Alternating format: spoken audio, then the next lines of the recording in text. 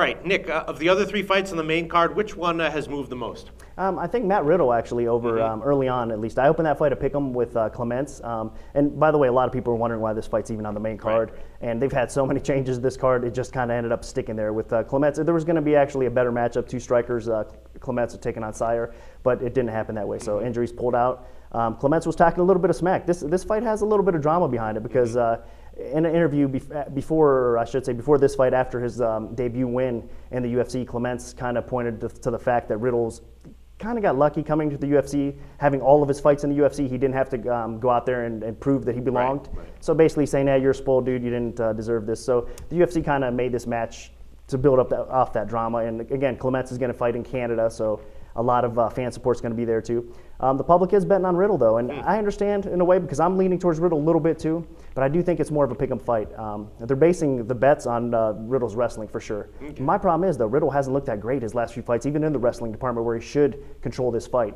And not just to mention that sometimes he doesn't have the fight IQ to take the fight to the floor. He likes to stand up and bang, and if you're going to stand up and bang with Chris Clements, I think it's a bad idea. So another fight that you really can't go crazy betting on.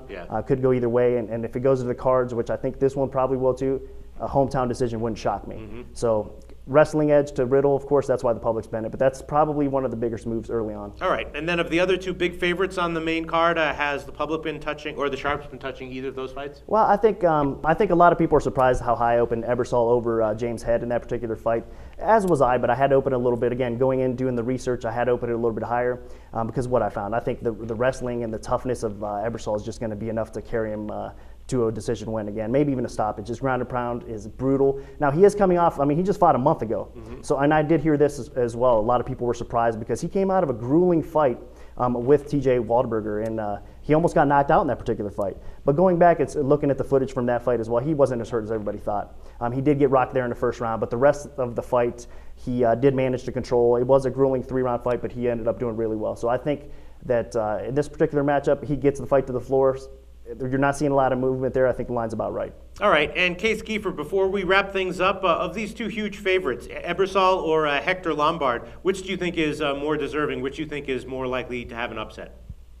I'd certainly rather put my money on Hector Lombard. Maybe look at a prop of Lombard by decision. I think Tim Boesch is going to be hard to finish, but I'm just not that interested in laying a huge price with Ebersole. He should win. But, I think his 4-fight win streak has made him a little overrated. A lot of people are excited about this guy, but I kind of thought he lost to Claude Patrick, and I think he's more of a middle-of-the-road type welterweight instead of a guy that deserves, higher than a 3-to-1 price. So I'd probably be more willing to bet on Hector Lombard. Thanks so much. Case Keefer, MMA and gambling writer from the Las Vegas Sun, and as always, Nick Kalikas from BetDSI. Thanks, guys, once again.